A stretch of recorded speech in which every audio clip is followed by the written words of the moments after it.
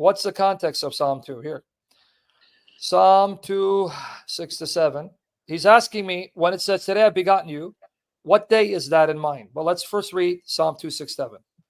Here it's talking about the king, right? Let me show you. Psalm 2, 6-7. I'm going to show it to you. Yep. Ready? Because I've done too many sessions on this. Go to see my sessions on Hebrews 1.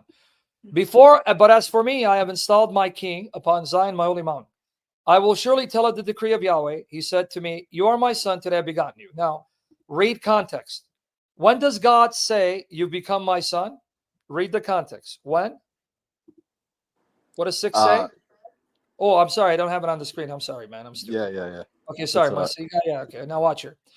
But as for me, Psalm 2, 6-7, I've installed my king upon Zion, my holy mountain. I will surely tell of the decree of Yahweh. He said to me, you are my son, today I've begotten you. Now, when did God beget him as a son? Pay attention. What's the context? When? When was that? When the king was installed? When the king was installed? You got it. The day he became king, the day he began ruling, God then made him his royal son. Meaning, now that you're ruling, I am your father who will protect you.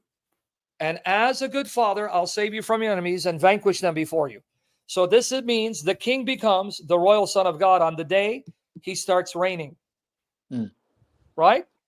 Yeah. So how does that apply to Christ? Well, very simply. When did Christ begin ruling as the son of David, Messiah, fulfilling the promises to David? After he died and rose again. Here, Hebrews 1, 3-5. Who is the radiance of his glory and the exact representation of nature, and upholds all things by the word of his power, who, notice, having accomplished cleansing for sins. See, when he died to purify us, then rose, what happened? Then he sat down at the right hand of the Majesty. That's when he became better than the angels in position, greater than them in authority, because on earth, he took a position lower than them, right? Yeah. So when did he become better than them and higher than them? And when did his name, meaning authority, become greater than theirs? When he rose. Because he rose to do what? Go where? To the right hand of the Father. That's when he starts ruling as king. He's no longer a slave on earth. Okay. And that's the day he says, today I've begotten you. Do you mind if I just ask one more question? But if you feel like... Did you understand the answer before you ask me another question? Yeah, absolutely. Thank you for the clarification. I understand now that it's because he's referring to when he rose and sat at the right hand of the Father rather than... And then he becomes God's royal, Davidic, messianic son. All right, what's the other one? I've seen a lot of people online, because I just thought of this because we were talking about textual criticism before. Speak louder, a lot louder, dude. I can't hear you. I've seen a lot of people online saying that Justin Martyr believed that the Old Testament was corrupted. No. I'm not sure about the context behind that. Yeah. No, they're misquoting and lying to you. What Justin Martyr said was that there were certain Jews where they were corrupting their copies. But because the copies of the Testament were being copied by Christians spread over the world, they were not able to corrupt them and get rid of the original reading. So they're misquoting Justin. Okay, because I saw one quote about... I have it in my blog. Did I did a session on it, dude? I'm sorry. I'm sure you must get asked the same questions all the time. No, but I'm just saying that's not what he says. He's saying you have taken certain translations from Hebrew into Greek, and in those Greek translations, you remove certain verses that are found in our copies, which means that the scriptures are preserved. Why? Because they corrupted those few copies, but they couldn't corrupt all these copies, and all these copies contain the things that they omitted. I saw one quote, and I'm not sure if it's correct or not, but it was referring to Justin Martyr saying something about the ending of the tree. Yes, that's the one. Yes. Yeah, that was in his copy. Okay. It's right here in my article. So, what are you asking me about it? I wasn't aware of what Justin Martyr was referring to. I just saw people mostly he's saying bringing it in up. the copies that he has, the Greek copies, it has a line omitted by the Jews in their Greek copies. The Lord reigns from the tree, as a sign that Jesus would rule from the cross. Yeah. Yes, but Jerome says it's in our copies. You omitted it. So if you're asking me, where is it in our copies today? Well, that's the thing about scriptures. The original words of the scriptures will be preserved in the copies and quotations of the fathers, meaning it's not just found in the Hebrew Old Testament. You'll find the original wording preserved even in the Greek translations of the Old Testament, the Latin translations of the Old Testament. Likewise, you're going to find that certain words, phrases that were in those copies preserved in the writings of the fathers, so that by them quoting them, they preserve them for us, so they're with us till this day. That's how God preserves the Bible. Do the Dead Sea Scrolls include that or no? No, we don't have complete copies of the Dead Sea Scrolls. But what the Dead Sea Scrolls have shown is that many times the original wording was preserved in the Greek and Latin translations, not in the later Hebrew copies. Yeah, because better than the Masoretic. Yes, exactly. Because there are words and phrases that were found in the Hebrew Dead Sea Scrolls that were only found in the Greek Latin versions, not the later Hebrew manuscripts, showing you that the Greek and Latin oftentimes preserved an older form of the Hebrew. But that means nothing is lost. It's all there. Okay. In point of fact, the later Hebrew Masoretic text only has 150 Psalms, right? Yep. But the Greek version and the Latin version have Psalm 151. Yeah. And guess what they found in the Dead Sea Scrolls in Hebrew? 151 Psalms? Yep, Psalm 151. I have it. I read it. It's in the translation of the Dead Sea Scrolls in English. So what's the point if you're getting it? You guys don't assume that the original wording of the Old Testament is only preserved in the Hebrew. No, it's preserved in all the versions, even in the translations, ancient translations in Greek and Latin and Syriac. And then the Dead Sea Scrolls provided some evidence that these variant readings found in the Greek, Latin, and Syriac were actually based on older Hebrew manuscripts that the later copies omitted. Okay, perfect. So you got it? Yeah, absolutely. You need more attention because it seems like you don't want to stop because you have more questions. I'd love to keep going, but it's up to you, of course. I can come back. I don't know. Maybe. What's the other question? Let me see. I'm curious about the protoevangelium of James. Yes, it's ancient. Is it a reliable text in any sense? Or? When you say reliable, better question is not whether it's reliable. Does it contain reliable ancient traditions? Yes. And were those traditions in circulation from the first century? Yes. Because the protoevangelium of James was written around the 2nd century in the 100s. But the traditions contained therein must predate the writing, right? I can't write down something if it's not already in circulation, right? Yeah, of course. So that means this gives you a window into many of the traditions that were already being affirmed and taught by the Christians and which were spread all over the world starting in the 1st century. Moreover, Protoevangelium James the Lesser was so popular that the traditions found in it were cited by Christians like Justin Martyr. For example, if you read Justin Martyr, he tells you that Jesus was born in a cave, that there was no room in the inn, but then he was born in a manger. Justin Martyr says that manger was in a cave. You know where you find that in? In the Protoevangelium? Of James the Lesser. Okay. I heard that the names of Mary's parents are only found in the Protoevangelium, and I know that the Catholic Church. No, not only. Where do you think they got it from? Now, remember what I just said. About the tradition, Protoevangelium of James the Lesser is writing down traditions. It's not making things up. Traditions. That means the traditions must be older than the writing, right? Yeah. I'll give you an example. When Matthew writes down, let's say, statements of Jesus or of Mary or Joseph and places they went, either you're going to say he made it up or he's quoting material that is older than the writing, right? Yep. So did he make it up? No. If he made it up, then that means we don't believe the Bible.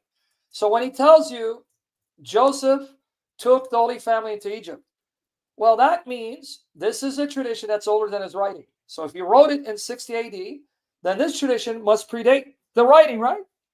Yeah.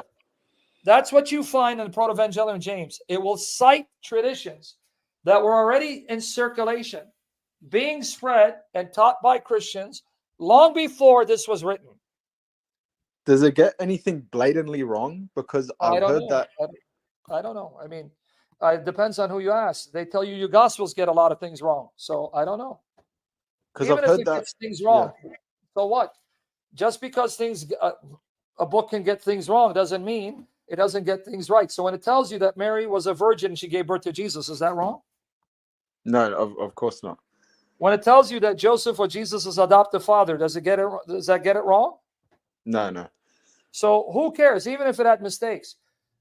Unless you assume that a document cannot contain any error for it to be reliable, then you're going to have to throw out much of historical writing, because there are historical writings that do contain errors of fact without undermining the historicity of that document as a whole. That's not how history works, buddy.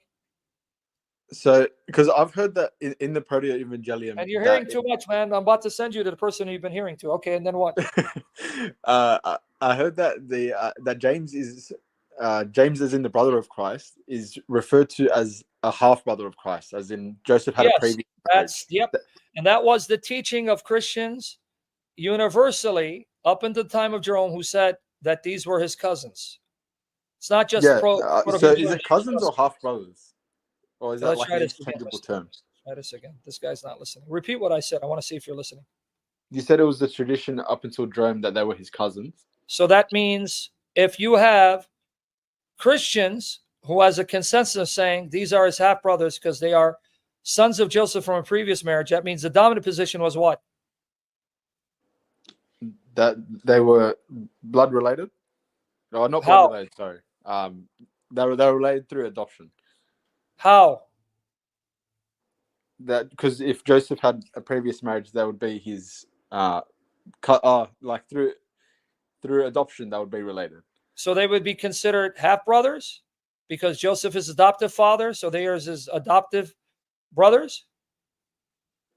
Yeah, half brother in the sense of adoption, not through blood, of course. Exactly, because protoevangelium James not only teaches that Mary had no children, it even teaches that when Jesus was born, he did not violate her canal. She remained as she was even before she gave birth. Yeah. So that not only she never had children, even when he came out of his grace, he came out in such a way, did not violate the birth canal. She remained intact. Okay, so half brothers in the sense that they are the sons of Joe's previous marriage. So they are quote unquote half brothers, meaning from the father's side, but he's not his biological father. So the ancient tradition, the majority tradition was these are Joseph's children from a previous marriage. Yep. But with the influence of Jerome, who took the position that these were relatives, it shifted to that these are the relatives of Jesus. Okay. But one thing is unanimous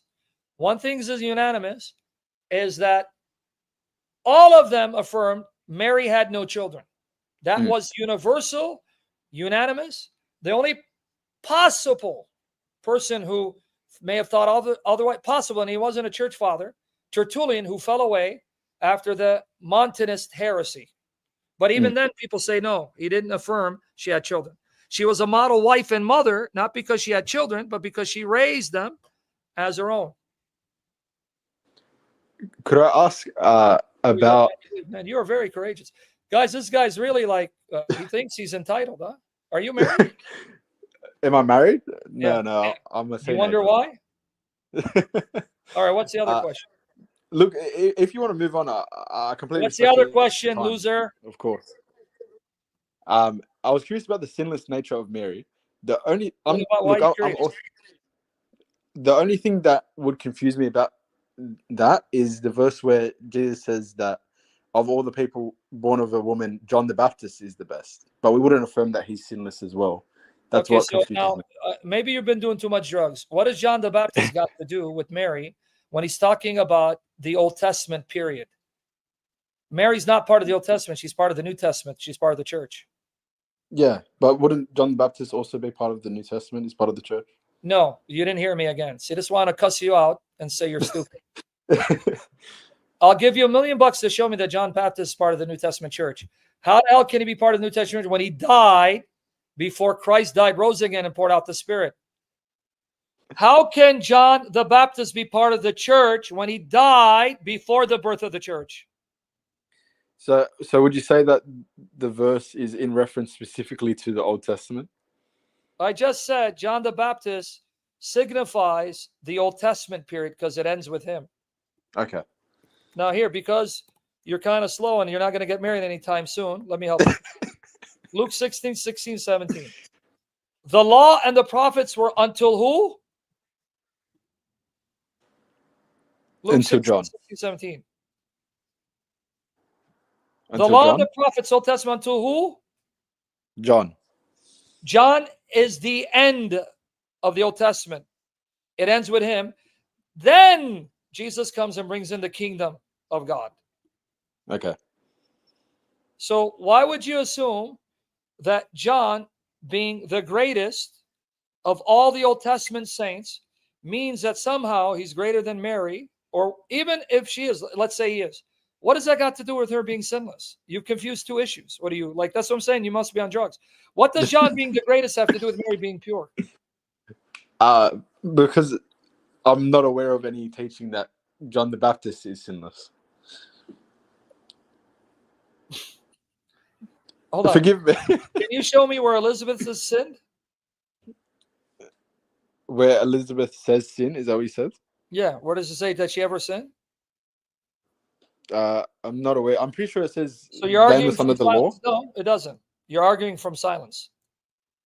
Yeah. You're arguing from silence, saying, well, I'm not aware where he sinned. Well, I'm not aware where it says Elizabeth sinned. Yeah. It's an argument from silence, basically. Yeah. So why would you argue from silence, dude? And what does being the greatest have to do with Mary's purity? Let's say he is the greatest. You can't have more than one person who's sinless. For example, Michael and Gabriel, they're both sinless, right? Yep. But aren't some angels greater than others? In terms of authority, yeah.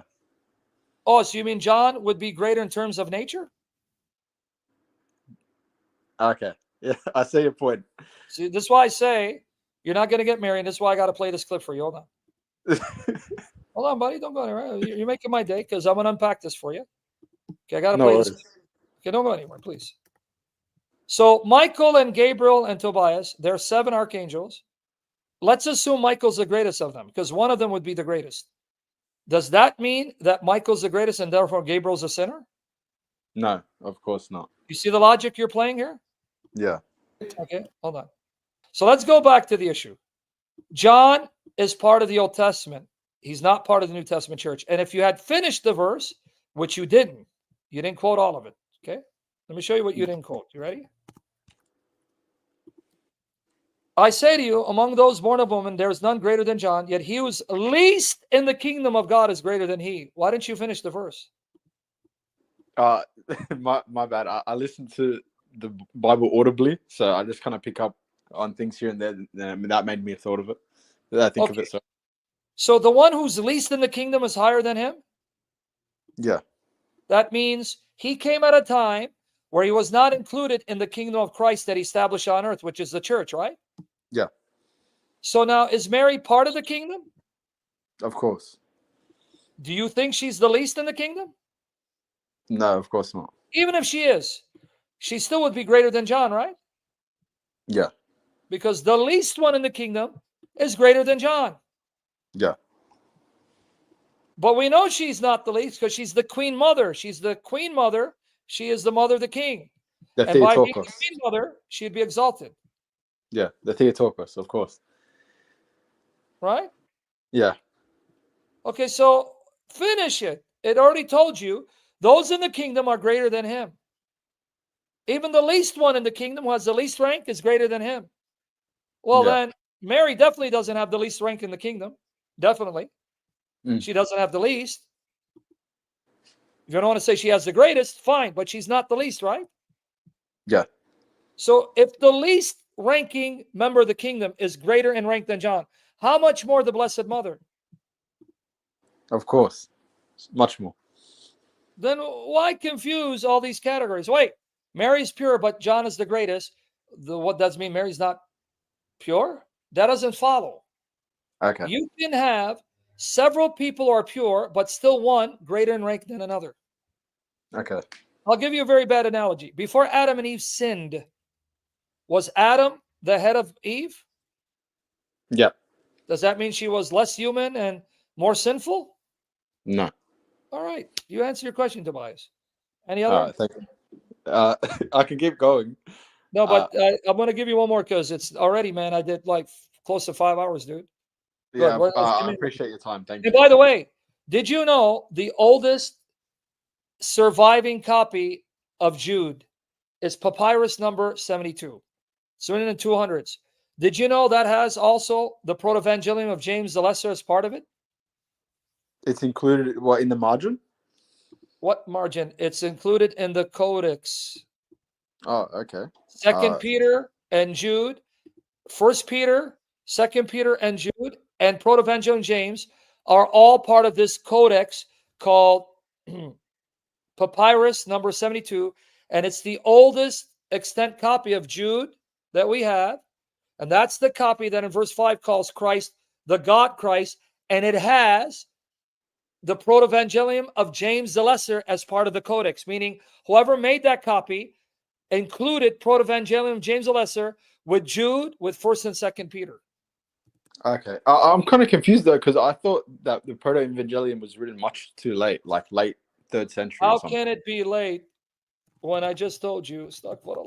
Yeah, that's why I'm asking. Because like when you look up when was the protoevangelium written, I'm pretty sure it gives you a result of the late 200s.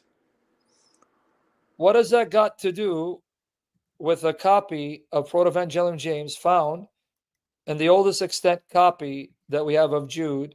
Because this is written in the 200s, which means that early on, protoevangelium of James Was was already in being circulation. copied and passed Yeah. on, right? Yeah, of course. Here it is. Papyrus 72 is then used by textual critics in the New Testament to describe portions of the so-called Bodmer miscellaneous codex, namely the letters of Jude, First Peter and Second Peter. It's there, but also protoevangelium. It's there. Why don't they mention it? James, let's see. It's got to mention it, dude. Let me see here. Let me find it here. Okay, contents. James Lesser. Okay, let's see. I gotta find it for you. Hold on. Protoevangelium. Protoevangelium. All right. Take it easy, man. Take it easy. What's the oldest copy? Come on. P72.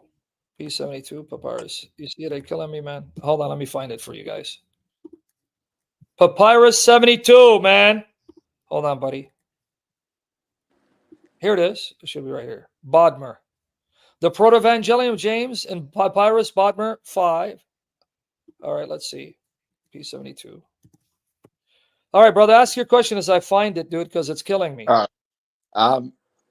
I'm a Coptic, so I'm what you would call a mere Phaizite, and I was curious if the Christology differences between the Oriental and Eastern churches are really important, or if it's Well, to because them the they way I are. see it, They split, right? Let me yeah, go get this book now. It's killing me. They split. All right, go ahead. Yeah. the way I'm seeing it, I'm looking at this schism, and I'm thinking this is the dumbest schism of all time. Is it really that important that Well, we argue this you're much about? asking me, is it important? To them, it was important enough that they split because to them, they say that if you want to maintain the unity personality of Christ, you have to affirm. I'm talking about the Coptic, the Oriental Yeah, Orthodox.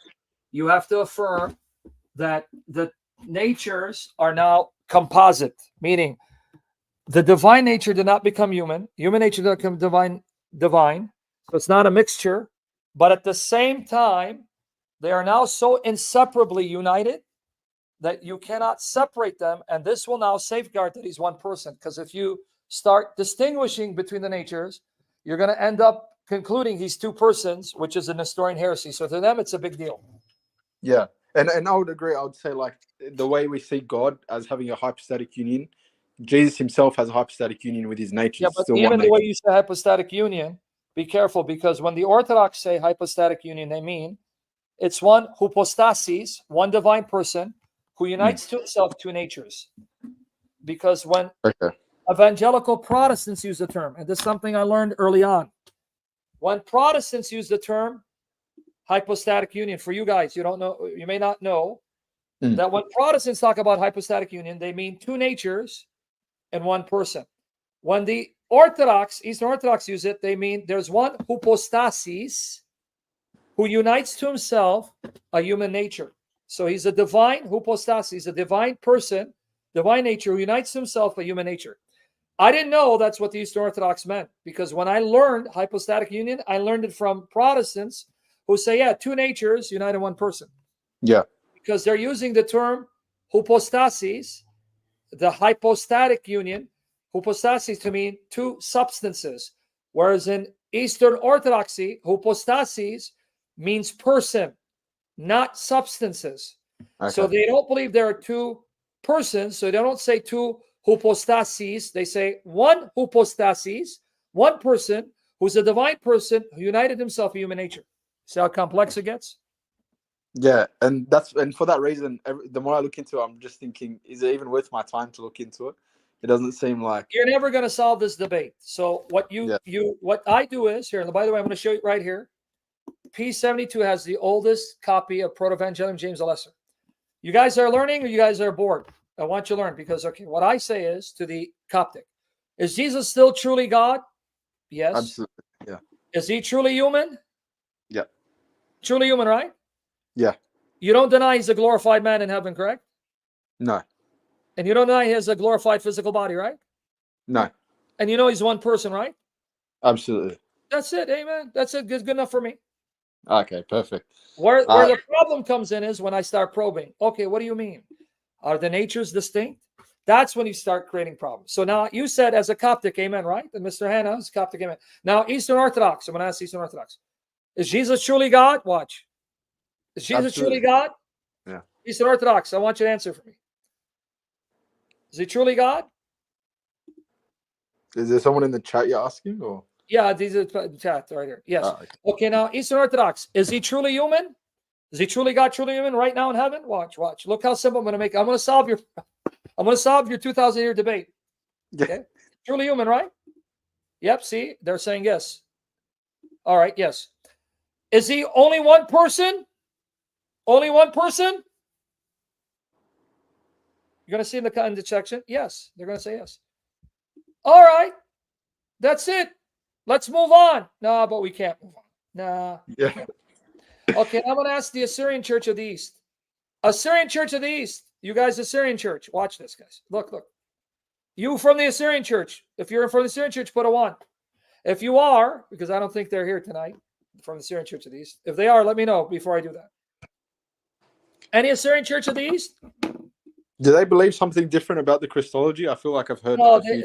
it's the language of Panoma, which got everyone in trouble. Okay, Assyrian Church of the East. Is Jesus truly God? There's someone in the private chat saying he's Assyrian Church of the East. Is Jesus truly God? Let's see, watch. If you're Assyrian Church of the East. Okay. Is he also truly human? Truly human? Is he truly man? Assyrian Church of the East? Rams in my private is saying yes. He's Assyrian Church of the East. And Gabriel too. Truly human? Gabriel, I know there's 97 seconds. Sorry about that. Okay, now Rams in my private chat, who's Assyrian Church of the East. All right. Is he one person? Is he only one person? Assyrian Church of the East? Only one person? Watch. See? Go look at my private. Look at Rams.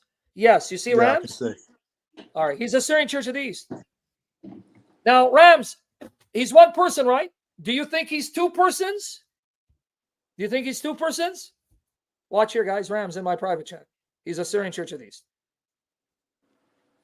Do you think he's two persons? No. What the hell are you fighting about? Oh, but no. Konoma. Hypostasis.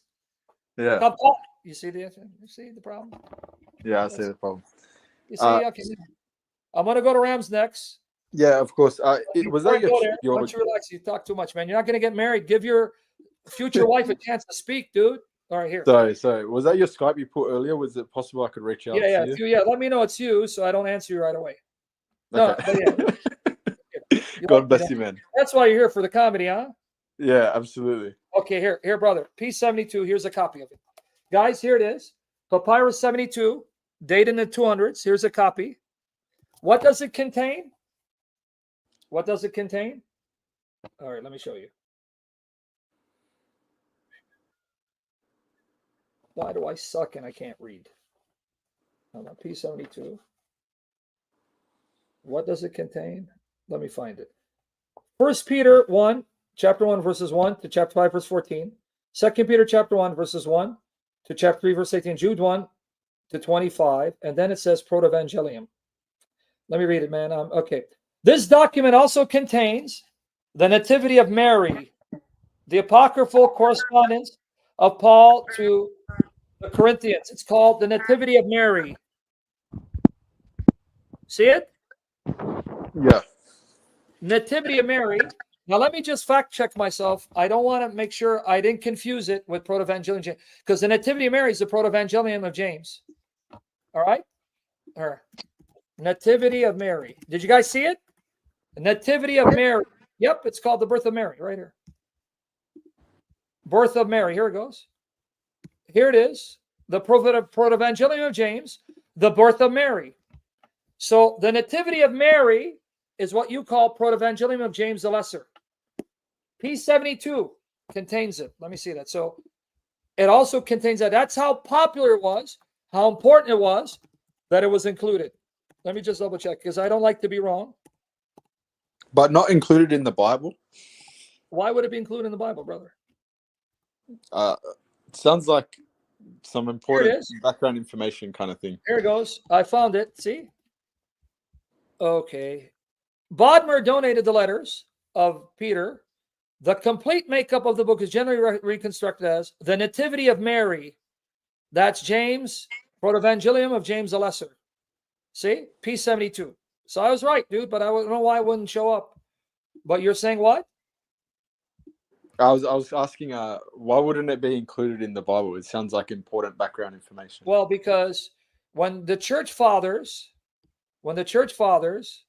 had doubts about authorship, they would not include it. Okay. Because unless the writing could be proven. Am I confusing the guys? Fact check me. I don't know. See, I'm not. Yeah, that's what it is. Here it is. So I was right. The Nativity of the Blessed Virgin, the protoevangelium. Guys, fact check me. I do believe it's the same, right? Anyway, I hope it is, because I'm not aware of something besides the protoevangelium. So this would be called the Nativity of Mary. Guys, fact check me if you can. The Lord destroy all Marys. Okay. With the early church, you have this problem. Even though a book may have been orthodox and solid in its theology and practice, to them, that wasn't enough. Because you can have a man write a solid book on theology and practice, but not be inspired.